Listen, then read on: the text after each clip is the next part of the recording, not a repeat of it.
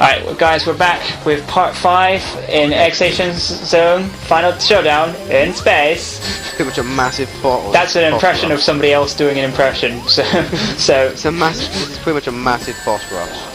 Yeah, It's much like a Mega Man ending. yeah, well,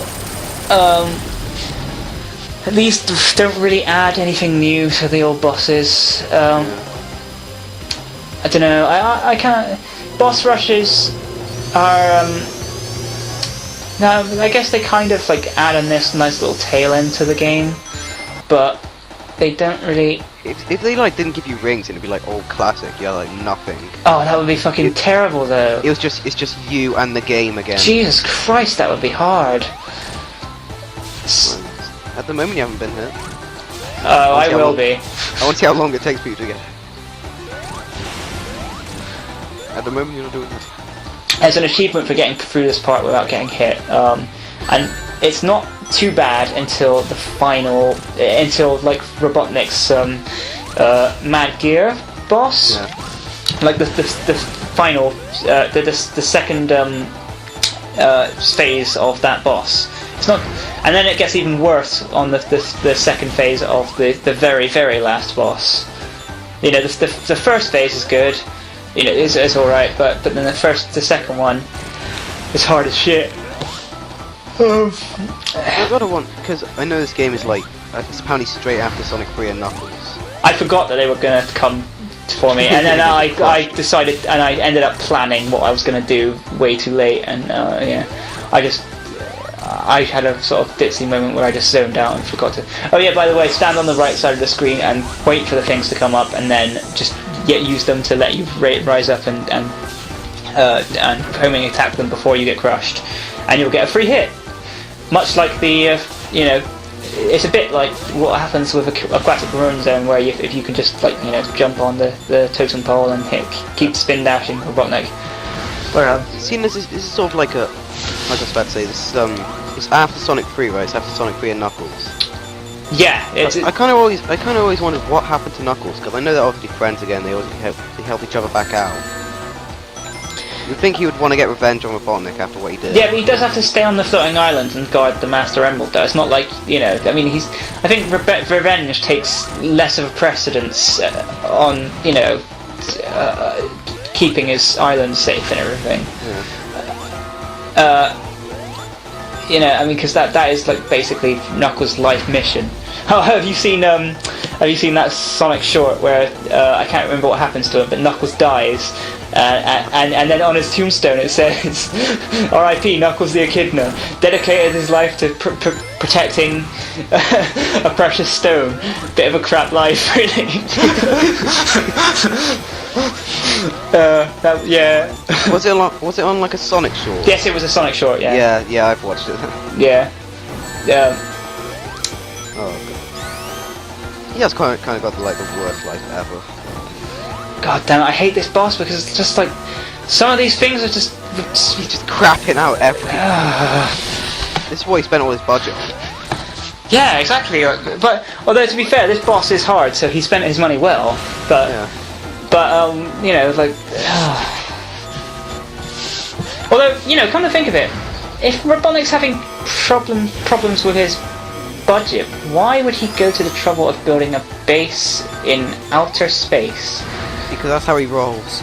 It's like, what, you know, he would rather spend all his money. Just buy an old warehouse or something and make your base there, Robotnik. You don't have to build a base in fucking... Yeah, but you don't get the view, do you? Orbit every time. Yeah, you don't get the view, but like that, I mean, I'm sorry, but Robotnik's going through some hard times. He might be able to find it a bit easier to destroy Sonic if he didn't waste all his money on goddamn fucking space stations. Well, you've got to think in a few years, that baby's going to sell itself. People are going to want to buy this house. Actually, I'm surprised why Robotnik, if he's got so much, you know, he could just like rent this place out to fucking NASA. You know, like he could just, I don't know. Obviously he wants to do evilness here, but I suppose he could like, you know, keep all the evilness in the back room, and. Well, he could just buy a country with the money he has. He really could. He could just buy Eggman Land. Yeah. Why not? Why not? He would have saved him some money over the years. Yeah. It's been 20 years in this. Oh, have you seen any of Spoonie's stuff?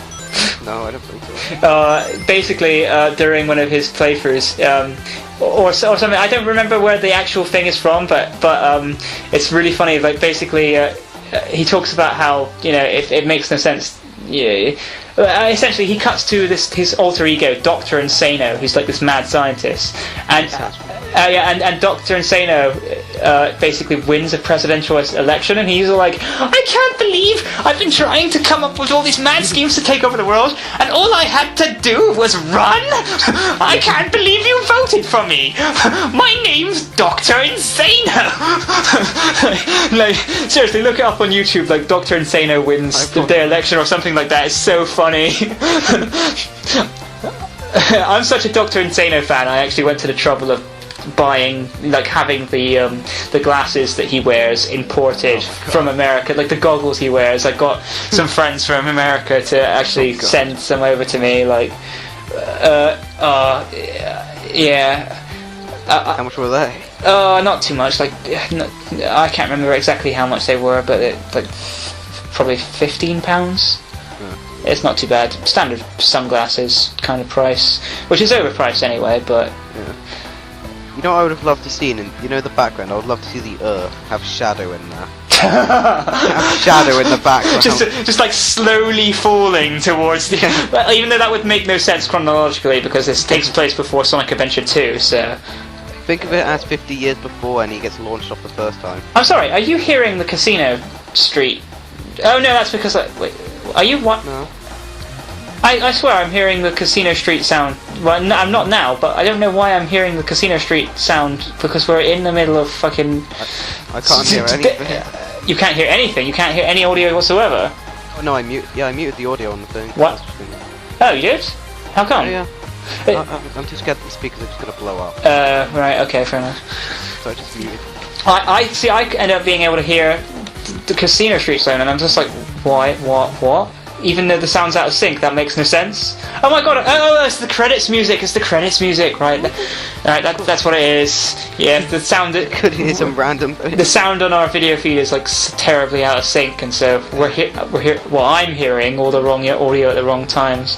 To be honest, you're probably better off not hearing the audio, to be fair, because... Because I'll just be confused as hell. We haven't really talked about the music. I mean, the music's good, but there's nothing really to say about it, so... It's very classic music. Yeah. Which I guess it should be. It shouldn't be like rock or fucking metal like Sonic normally is now.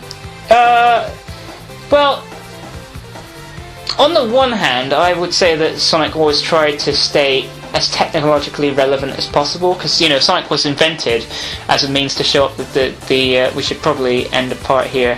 We'll continue this in a sec. I've been the last Starfighter. And it's been Targethitter. We'll see you in part 5 or 6, whichever one is the one. Welcome back. This is the last Starfighter. And this is Targethitter here. And we're going to finish off Sonic 4 with the credits. I think we'll be talking over these because we appear to have lots to say, which is never a bad thing. It could be a bad thing. You never know. Well, so no, as I was saying before, they always try to keep Sonic technologically relevant to the time. Yeah. Because I mean, if you look at Sonic 1, the reason that the Sonic was fast and everything was to showcase the amount of processing, the blast processing that the Mega Drive / Genesis had. So Sonic's always been, about like pushing technological limits. Like not when I say always, he's back in the day he was. Yeah, he was. Yeah. So I think calling it Sonic 4. I don't necessarily think that they should be using scaled down sound, because I think that if they'd had the resources to do what they can do with it now, they would. But I still think that they should try and make it sound like it's from the Mega Drive era. Like you can make it better audio quality and stuff, but you want to use motifs and kind of things that you might have heard in. Which is what I liked about the Generation soundtrack, the fact that you hear that Yeah. I've already mentioned that in my Generations playthrough plug, but some extra plug-in. Yeah. I think I plugged that playthrough about 5 times during this commentary. Well, I think the thing is, Sonic's very nature, isn't he? He's very nature versus... yeah, actually, I've heard that in the first game, they wanted to have the level progression be greenery, then slightly less greenery, and make it become more industrial as the game went on. Yeah. Labyrinth Zone was supposed to be like the 3rd stage, but then they decided it was too hard, so they moved it. And while I can understand that decision, I think that would have been a really cool idea, having it go from greenery to industrial. And so I'm kind of just sort of like, because it is like nature versus technology. It's sort of like Sonic really shouldn't have like rock. It's really weird, out of place. No, I think that rock fits Sonic's character very well. Yeah, he's got that attitude, so it does fit. But it's like. But I can see what you're saying about the level music, though. I think that Sonic should have rock. Because Simpsons and sort of like computer-generated music aren't exactly, created by things in the environment either. Yeah. So like techno isn't necessarily what you'd call, nature. But yeah. I've always loved It Doesn't Matter. I think that's the perfect song for Sonic. About Live and Learn was pretty awesome. Well, this playthrough was fucking over in no time. I was stressing out like shit about getting this out on time, and then there's this gone like boom, done. It's all good. It's all done. Yeah. But so final thoughts on Sonic 4 to episode 1, that is.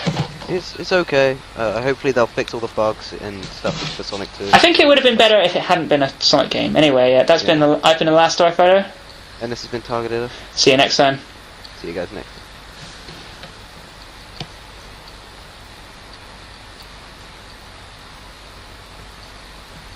Juice and jam.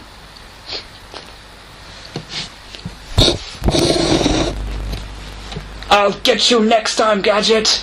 Next time. You won't get him.